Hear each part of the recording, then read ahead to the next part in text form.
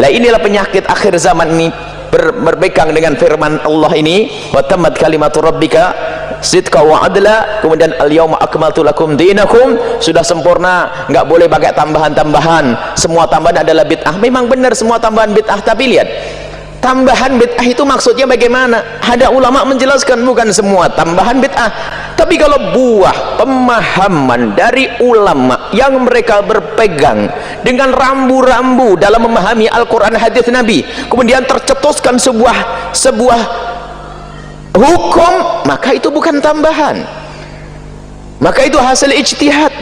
Ada kalimat baik benar, tapi kadang didajikan senjata untuk menyampaikan kebatilan. Kalau tidak Al-Quran sudah stop, sorry ya, kita harus berpegang dengan Al-Quran hadis Nabi. Kalimat itu benar, cuman kadang maksudnya itu jelek. Maksudnya apa? Agar kita meninggalkan para ulama. Jangan baca Quran, baca hadis, ambil kesimpulan sendiri, pikir sendiri, ambil kesimpulan sendiri, sesat sendiri. Bertanya. Oleh sebab itu tanya para ulama. Selama hadis itu sahih, cukup syarat menurut ulama ahli hadis, kita terima. Apa syarat hadis itu sahih? 5. Yang pertama, sanadnya bersambung. Apa itu sanad? Imam Bukhari mendapat hadis dari Abdullah bin Maslamah, mendapat hadis dari Malik bin Anas, mendapat hadis dari Abu Zinad, mendapat hadis dari Al-A'raj, mendapat hadis dari Abu Hurairah, dari Nabi Muhammad SAW. 2. Perawinya adil. Makna adil, menjauhi dosa besar, menghindari dosa kecil. 3. Dhabit. Makna dhabit, kuat ingatan. Jangan sampai hadis terbalik-balik. Baca sanad hilang matan, baca matan hilang sanad, mati laptop hilang dulu. 4. Tidak ada syaz. Apa itu syaz? Mukhalafatu thiqah liman huwa awsaq minhu. Hadis yang dia riwayatkan ini bertembung, bercanggah, bertentangan dengan hadis yang diriwayatkan rawi lain.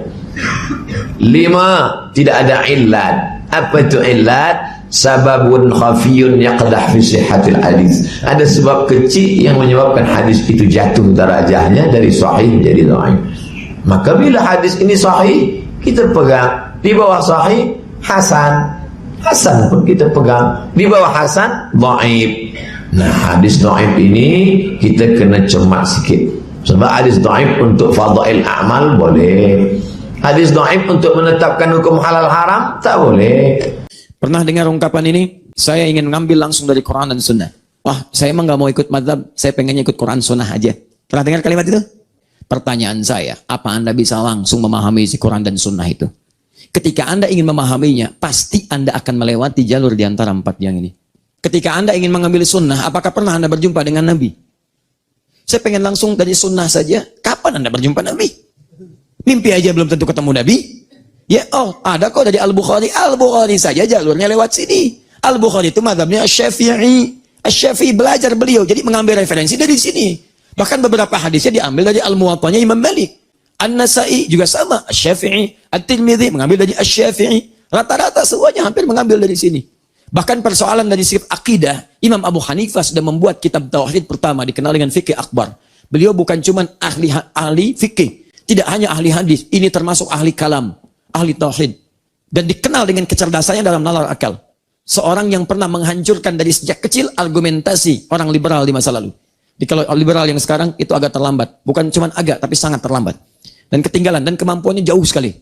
Orang liberal dulu itu bisa hafal Quran, hafal hadis. Orang liberal sekarang baca Quran aja belum tentu bisa. Di mazhab itu satu, jangan dipahami sebagai kelompok. Sehingga ketika dipahami kelompok munculnya fanatis. Fanatisme itu yang dilarang. Abu Hanifah, Imam Malik, Asy-Syafi'i, Imam Ahmad, mereka mengatakan kalau dari pendapat saya bertentangan isinya atau lemah dibanding Al-Quran dan Sunnah, maka tinggalkan pendapat saya, ambil pendapat yang sesuai dengan Al-Quran dan Sunnah. Masing-masing saling memuji, masing-masing saling mengangkat, tidak ada yang menjatuhkan satu dengan yang lainnya. Dalam fikih ada yang disebut muqaranah, perbandingan mana yang paling sesuai diterapkan di tempat yang maslahatnya sama. Mungkin satu tempat yang paling maslahat pendapat Imam Abu Hanifah. Karena itu di Pakistan, di India, sebagian di Cina yang diterapkan yang ini. Karena sesuai dengan konteks kehidupan mereka. Itu yang diambil. Sebagian ada yang dengan menggunakan Syafi'i. Anda pernah mendengar kalimat ini? Kalau bukan dari Madinah, jangan diambil. Yang sunnah itu dari Madinah. Enggak sunnah. Sunnah itu dari Mekah. Lihat teman-teman sekalian, Anda terjebak di situ. Mazhab apa yang pertama kali ada di Madinah? Maliki. Hidup di Madinah, tumbuh di Madinah, berkembang di Madinah, mengajar di Madinah, sampai wafat di Madinah. Sampai Harun ar-Rasyid, ya rahimahullah, pernah meminta mazhab ini dipraktekkan di dunia. Ayo, jadi pedoman seumat seluruhnya. Ketika beliau jadi khalifah, kata Imam Malik, jangan, karena setiap tempat punya kekhasan yang berbeda.